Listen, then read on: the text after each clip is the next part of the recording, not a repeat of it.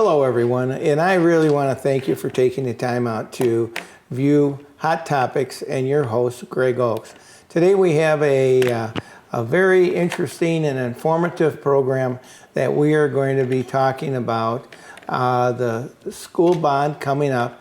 And we have someone that's been a regular on with us, and this is Dr. Linda Madsen. And I appreciate you coming on, and hello. Thank you. And Thank you very much. What today we wanted to do is to talk about the bond issue.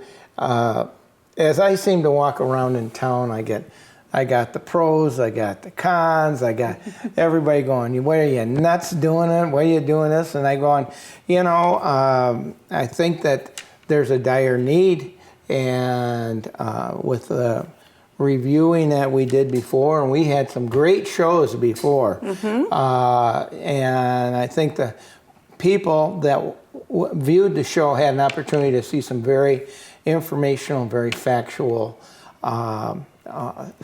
input that was needed from the consultants and the professionals that you hired.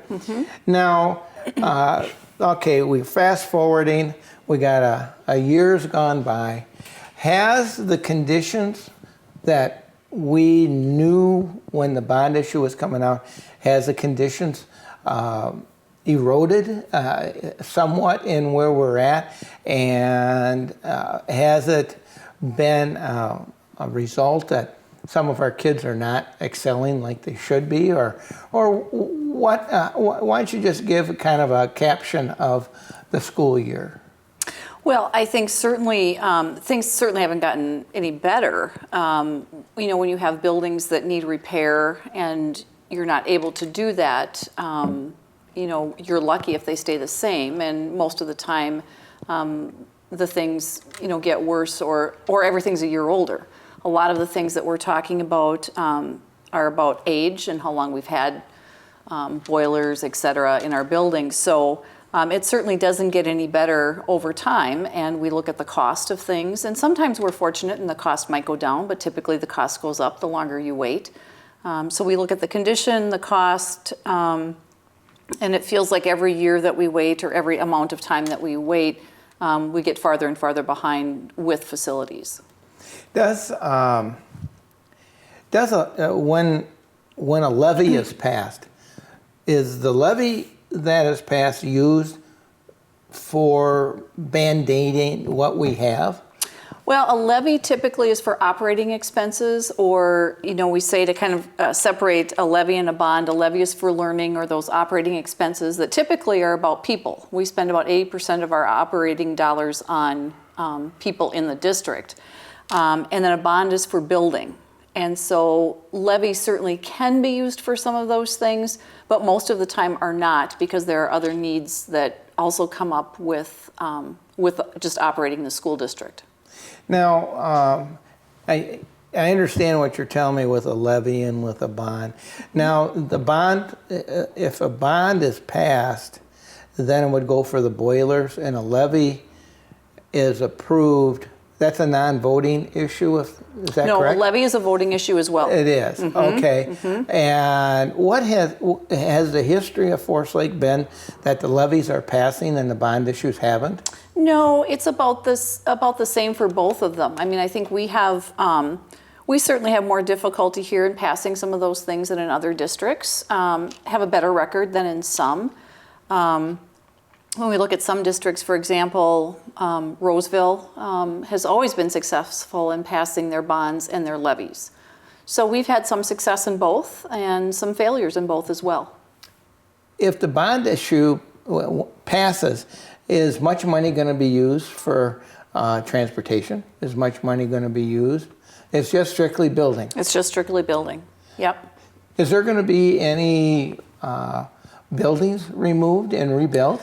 There is, and if I could start from just what the task force really looked at a number of different things, toured all of our buildings, met many times to make the recommendations that they came forward with. So at the elementary level, and I'm going to start there and I'm going to end with the building that'll be torn down, if that's okay. Yeah, it's all fine with me. So, At the elementary level, we looked at all of the elementary schools, and there are some consistent things that need to happen there with heating, ventilation, air conditioning, safety and security, making things more energy efficient. In 2 buildings, putting up walls. They were an open floor plan when they were built, so that's Lino Lakes and Columbus Elementary. And then we talked about should we keep our elementaries, should we keep every elementary in the community where it is, and should we keep those buildings K through grade 6? Many times 6th graders are incorporated into the middle level, whether that's a junior high or term to middle school. And as we talked about that, we do not get parents that ask us to move their 6th graders to the middle level. Parents in the Forest Lake Area School District are very happy that their 6th graders are at the elementary. We're also happy with that because we can maintain, we believe, all of our elementary schools. But should we move the 6th graders out, we maybe couldn't maintain all of the elementaries. And it's very clear that every community wants their elementary school to stay intact. If we were to get rid of another elementary school in another community, that's fine as long as it's not my community, but it's really important everywhere. So we made that decision to keep the elementary schools, to keep 6th graders at the elementary. Then we looked at the 7 through 12 program. We've made the decision, and the task force made the decision to put all the 7th and 8th graders together at what currently is Century Junior High, and 9 through 12 at the high school, which will mean that we'll have to add on a few rooms and do a little bit of remodeling at Century and a fair amount at the high school because it was built so much earlier in the early 70s. We have 7th and 8th graders that do take advantage of classes that are at the high school. So currently, the students from Century who are right across the street, it's easy to get them there. They're not late to class, etc. At Southwest, even though it's not that far away, when you're looking at only 5 or 6 minutes of passing time, it is difficult to get them across town to get to the high school. So having that 7-12 campus together, we feel is very beneficial. We can also be more efficient with our resources, having all the 7th and 8th graders in one building. 9 through 12, when I graduated from high school, graduation requirements were 10 through 12. right. Now they're 9 through 12. So kids start counting those credits in different categories of classes when they are in 9th grade. So to have all of those kids in one building when they're looking at those graduation requirements is really important. So then as we look at that, Southwest would be then empty because those kids would move. We looked at, and Southwest is a pretty structurally sound building. Yes, it is. And so we would then look at the CLC. So what is housed at the CLC currently is early childhood, community education, Central Montessori Elementary, and the Area Learning Center, along with some offices of people that go to many different buildings within the district. Excuse me, what is CLC? Oh, Central Learning Center. Thank you. Yep, Central Learning Center. Okay. So if you're familiar with the history of what currently now is a Central Learning Center, the middle part that no longer is there was the original high school. Yes. Parts were added to each end. And then in 1980, the middle part was taken out, was condemned and taken out. And that new part opened up during the 1981-82 school year. So there have been lots of parts added on. When you go to the roof, you can see where water sits, where all of these additions have been made. There are a lot of places where the roof leaks.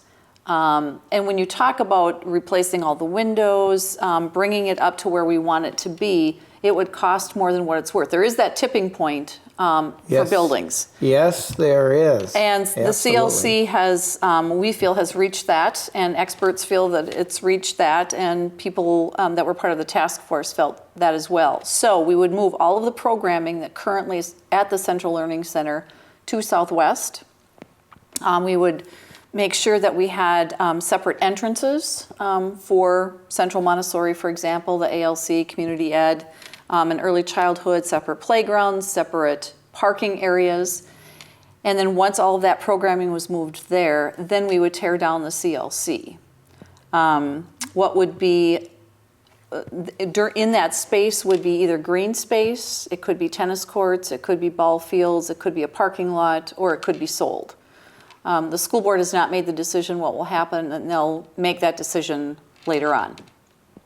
Now, I just want a sidebar. Is the old ice rink building still next to Southwest? It is the old ice arena, the maroon and gold ice arena. Maroon and gold. Yep, it's right south of Forest View. Oh, Forest View, Yep. I'm sorry. Yep, and it's still there, and we use that as central supply and for some storage as well. Okay. Yep. All right, now, so they would tear down that building, and I'm sure that there'll be a need for something there also, because the school district, regardless of anything else, you are governed by the state, and you're going to have to go along with their mandates and improve with what they're looking for each district to do so. Right, and I'm not sure that there are any particular mandates that we would have to follow if we took that building down to actually replace it with something specific. But as I said, the conversation has been, it could just be left as green space, ball fields, tennis courts, parking lots. Oh, that would be wonderful for the community. It could be sold, but it could certainly be one of those different areas and would enhance the community as well as the school district as well. Absolutely. Mm-hmm. That would be something that would be welcomed, very much so. When the planning session has been going forward with the task force, if they were to have placed a grade on the overall district in the physical being of the buildings and things like that, how do you think that they viewed this? Because I know when the bond issue was talked about last year, there was a lot of glaring problems, and with the way that you said it, I can't see that they've been repaired. They may be band-aided, and thank God for duct tape. But the point is that, I imagine those have deteriorated over the year. 'Cause even with my house, when my kids were home, you could try to do as good a job as you can, and it just wears out, And the important thing here is that the number of kids that are going to be filtering in. And I don't know the statistics, I don't know anything else, but is the maternity rate now increasing so that our school districts are going to, down the road, have a need for additional space too? As we look into the future, we don't think that will be the case. The number of students that are just in our school district is less as we look at the incoming kindergarten class, so that's a little bit less. So we don't think that there's going to be a huge influx in that way into the district. So even with the tearing down of the Central Learning Center and then adding on to what currently is Century Junior High and the high school, we think that will adequately deal with the students that we will have. The other area that I failed to mention that we sometimes do is our transportation department. We could certainly use a lot more space there, a larger facility. It's been there since I've been here. It's been there a long time, and it really is inadequate for all of the folks that work there and provide such a great service to our students by transporting them. There are some repairs and some additions there, but they're fairly minor. We certainly realize that their work is important, and where the mechanics do their work, it's pretty tight. Kind of a difficult space to work in. So there'll be some improvements there, but in the big picture, it's pretty minor for what they probably need. But as you're making those choices, just like when you're planning for a house, you have to make, there's those trade-offs, and you have to make some decisions about, how far you go with, repairing things, adding things, et cetera. Now, with this bond issue, I was trying to remember about how much that's going to be to the average person. And I think the people with families are more than willing to go along with it after they've toured the schools of wherever their child is going to be going. And then you got some people that have no children and they're less in favor of a bond issue.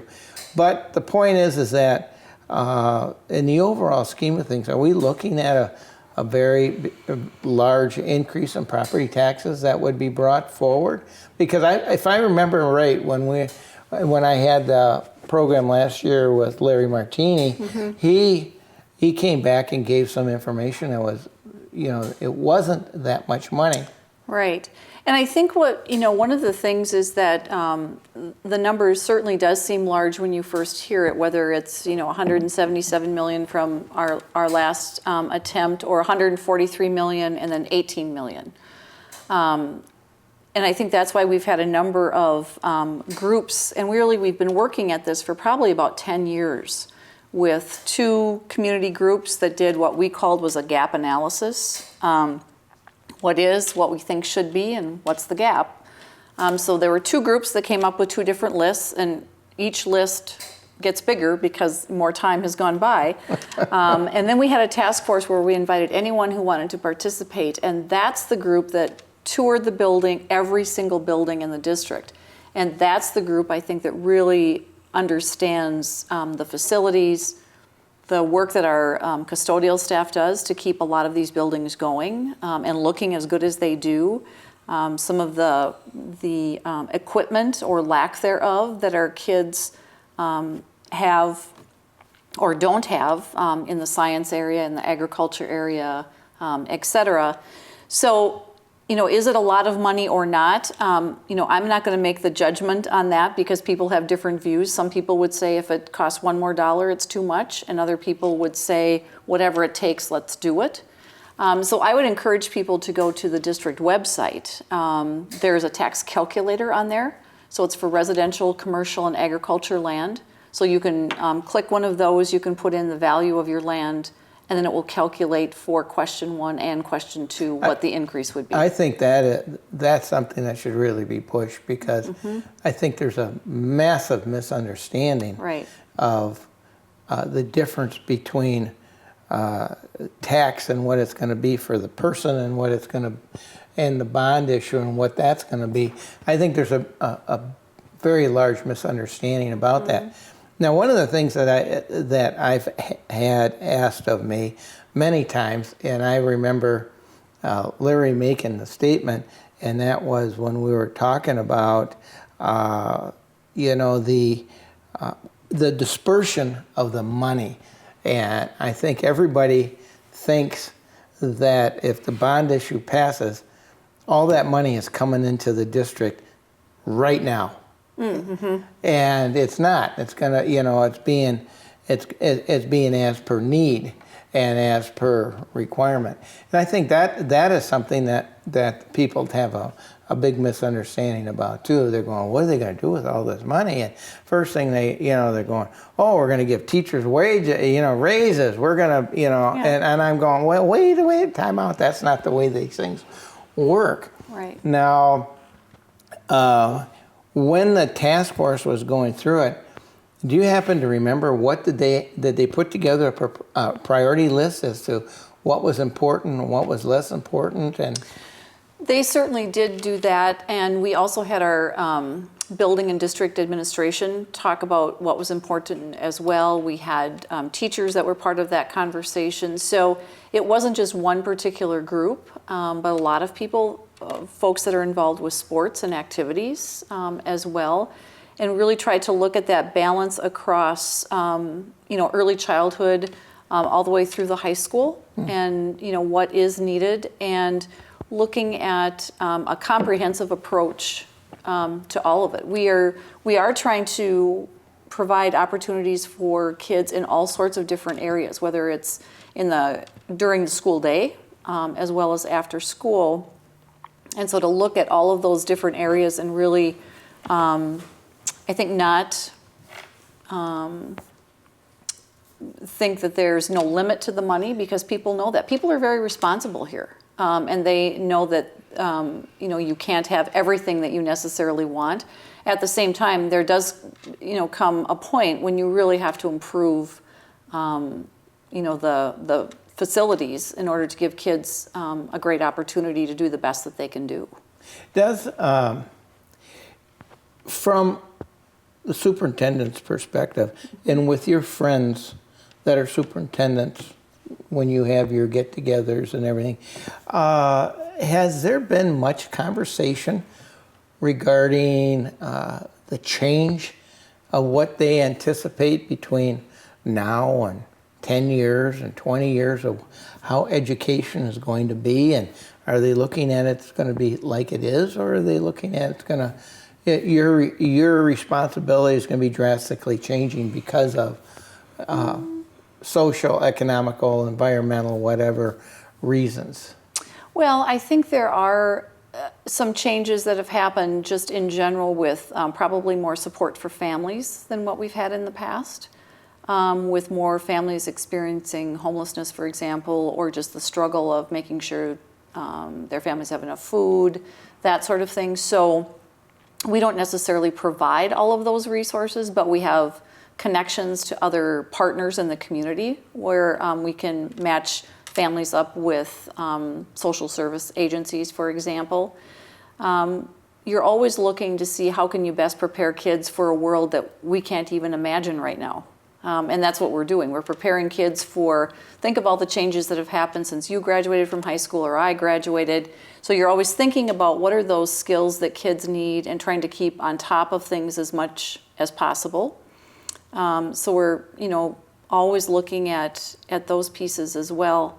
There are federal requirements. We've all heard about No Child Left Behind. And so all the testing requirements that come from that, we're talking about a reauthorization in Washington, D.C. of No Child Left Behind. And we'll see what that brings to us. Minnesota has a waiver from No Child Left Behind, but we've had to implement some other things as well because we have that waiver. So it's fair to say that superintendents and folks that are teaching and are building principals, et cetera, spend a lot of time making sure we are compliant with federal law because we need to be. Everything that we've talked about, there's just so much that is involved, and I know that our viewing audience doesn't have a clue. And if I am remembering correctly, out of the whole geographical area that we're in, we are like second or third from the bottom out of 10 or 12 school districts for revenue coming in because of not passing bond issues in Forest Lake. Now, with that being said, with this bond issue that we're bringing forward and realizing that the bond issue, people look at it that they think the money's going to the school, but it's actually going to the buildings. It's not going to the school. In essence, it's not an operational income. Now, with that being said, as promoting it, it would, I think that there's a lot of people that just don't have an understanding the difference between a levy and a bond. And, with this bond issue that you're wanting to do, the program that is going to be brought forth between the architects and the engineers and everybody that's involved, is this going to have to shut down any of the schools or shut down part of the schools because there's things that have to be done right away, and then there's other things that are, we'll get to it when we get to it. Now, is this something that's going to alter the education process, or is it just done in the summertime, or? It'll be staged, so as we might imagine, a lot of it will be done during the summer. The additions that will have to go onto the high school and the CLC would be first at the secondary level because you have to build that space so you can put those kids there. Yeah, it's always that way, isn't it? It is. And so those additions could be added on in the summer. Again, that's when a lot of the intense work would happen. But also then as you're adding on, you can do that during the school year. I mean, it's not necessarily ideal, but that is what you would need to do. Internally, some of the work that would need to be done to refurbish things would have to be done during the summer so you wouldn't lose science space, for example. You couldn't afford to lose all of your science labs for a year. So that would happen, and then students would move from Southwest, 7th and 8th graders to what currently is Century, and the 9th graders would move to the high school. Then Southwest would be vacated, and so that would be refurbished for that group. The programming at the Central Learning Center would stay there. When Southwest is done, they would move, and then that's when the CLC, that would be the very last thing, that would be torn down. At the same time that's happening with those secondary programs, there would be staging for or phasing, I should say, for the elementary. We can't work on all 7 elementaries in one summer. So that would be over 2, probably 3 summers that we'd work on the 7 elementaries at the same time this is happening with the secondary. So it would be 3 to 4 years, and that would all be staged so that we wouldn't lose any time with kids, that there wouldn't be programs closed down because of that. And then if the second question, which is about arts and athletics, if that were to pass, it would be the same thing. It would be staged along the way. Now, we've got a 3 to 4 years. Is that what you're looking at as a plan for the bond issue? And I think the public needs to be reinforced that this is not going to be one sum of money. It's going to be as per need that would be passed out to the contractors that are doing the work, and right. And then floating it as what it's going to cost for each individual. Now, assuming that the bond issue is going to pass, what is the target date to start actually doing the work? Well, if it would pass in November, I mean, we would start, working on plans, and we have plans to a certain point, but you don't go beyond that because you don't want to spend additional money unless you know you're moving forward. So we would start that planning and design work with more intensity, and then it would start in the spring of 16.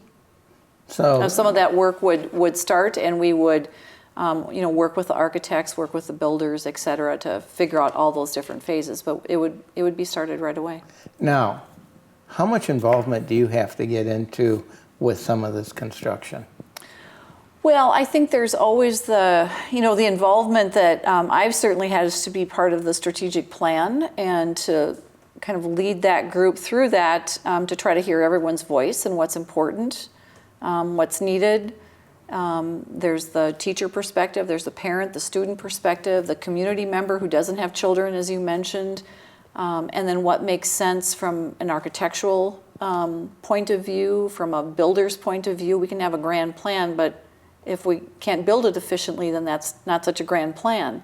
So I think true. So I think trying to make sure that all voices are heard and that we're trying to be as responsible with all of that. And the superintendent, no matter what we're working on, is ultimately in charge. And one of the things is to make sure that we have the right people doing the work, the experts that are there. I'm not an architect, I'm not a builder, all those pieces, but making sure that you're making connections with people, talking with them, sometimes being that conduit between a lot of different people to pull it together to make it successful and to make it the best that it can be. And sometimes it's almost better if you hire somebody on a contract basis for the duration duration of the projects to get it done, because despite everything else, you have to come to the conclusion you can only be, and the buck stops with you. And, a lot of times they have project managers that would help you immensely to do something like that. I think the only thing I really haven't talked about is safety. And now with the bond issue, what's the plan for safety? Now, I want to let everybody know on the in our audience that if they viewed our program last year when we had this fellow from, if I'm right, Atlanta, Georgia. Michael Dorn. And he explained what can be done, and I was very surprised how little amount of money that was needed to really bring that forward. Now, has anything changed? No, there's nothing that's changed about that. I think, we talk about secure entrances in our buildings. So right now, you walk in to many of our buildings and there's a sign that says, please check in at the office. And those of us that are there for good intent, go in and check in at the office. And if you're not, you wouldn't be doing that. Right. So we need to have a system where either people are buzzed in or they come through and have to go through the office and see a person in order to get access to the rest of the building. So that's the general concept of secure entrances.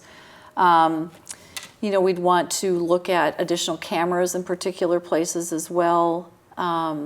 Key card access would be something that we would institute throughout the district. So, it's very difficult to keep track of keys and to make sure you get them back when employees leave. And with key card access, you can turn that off and on. You can have it for certain hours of certain days. And so that just adds so much to security right there when you just think about the key issue and you think about using card key access. That would be something as well. And you're right, some of the things with safety and security that we've already instituted are about the people that are in the building.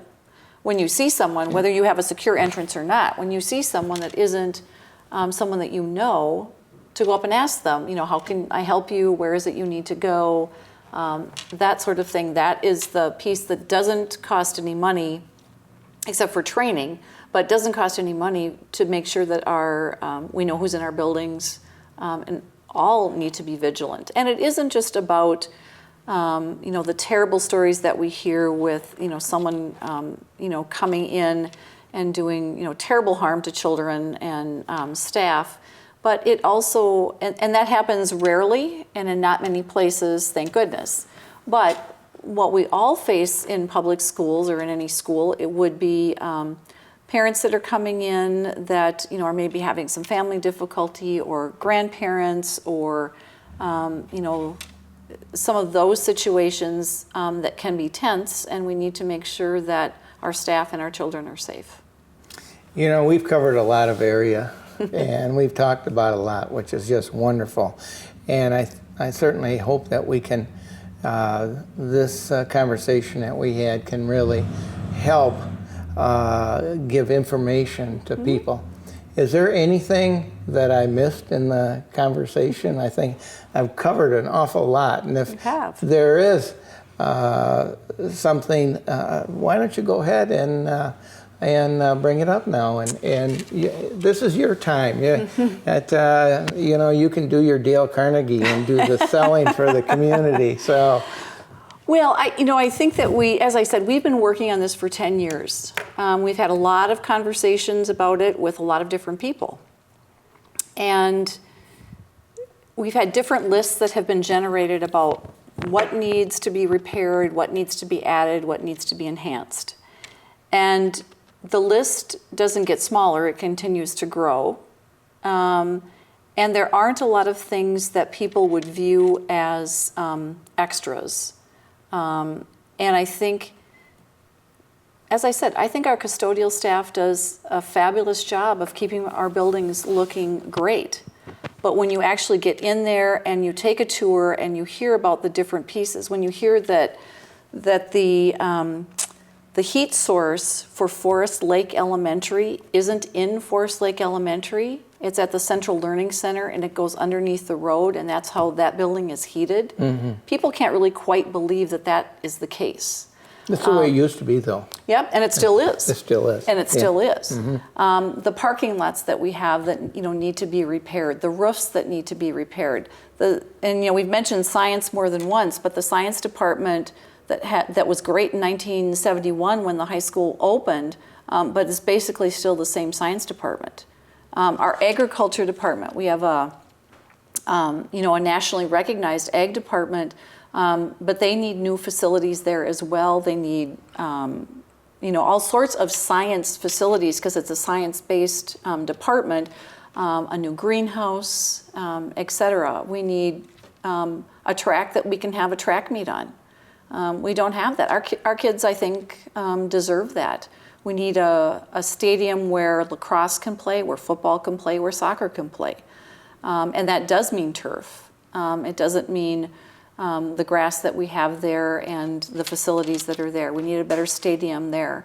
Softball and baseball need to be improved. Tennis needs to be improved. I mean, we can go down the list of all of the sports. Our Performing Arts Center needs to have rigging that isn't chained there for safety. We need riggings that we can move and work.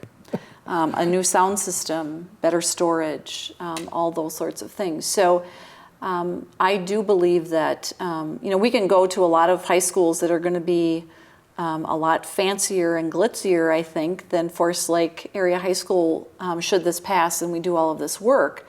But this is really what our community has said is important by the people that have taken the time to spend hours and hours and hours, community members, looking at our facilities and making these recommendations.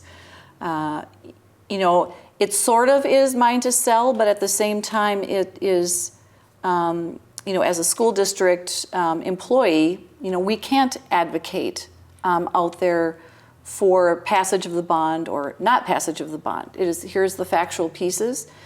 But I feel very confident that the community members that have worked on this have been very thoughtful. They've considered what they want for their children, what they want for the community. When I say their children, the community's children, not their own children, and what this community should have as far as schools. That is a draw to a community, and I think some people are concerned that we need to do and work on some of these upgrades to continue to keep people here, but also to draw people here as well, whether you have children or not. Strong schools, do certainly strengthen the community as well. I think the programming that we have here is second to none. I think our staff is second to none. And we do need to work, however, on those facilities that have been identified time and time again of needing improvement and enhancement. With that being said, I think we can conclude this meeting. You've done a marvelous job. Well, thanks. Thank you for coming in and presenting the issues that are at hand with the school district. Like I told you, I wanted to just kind of talk it through and let people know what's going on. I truly wish more people would listen to the issues at hand and base a decision predicated on those and quit thinking about the money behind it. The first thing you always say is, what are they going to do with all that money? Well, there hasn't been a lot of things done to the schools over the last 15, 20 years because we haven't had the privilege of getting people to vote for a bond issue. And I truly hope that this one passes for you and we can see some improvements, even though right now with all my kids are gone and the grandkids are not here. So, but at some point in time, we all took advantage of the services that were provided. And with that, thank you for your time. Thank you very and thank much. you for coming in. Yep. Bye, man. Thanks. And with that being said, I would like to conclude this show. I thank all of you for viewing. I truly hope you go back and review this show again because there was a lot of information that was told to you that will help you make a good, solid decision coming up on November 3rd. November 3rd. And when you go into the booth, think about it. Think about where you're at and where you're going, but think about it. And with that being said, thank you all for watching the show. Have a good evening.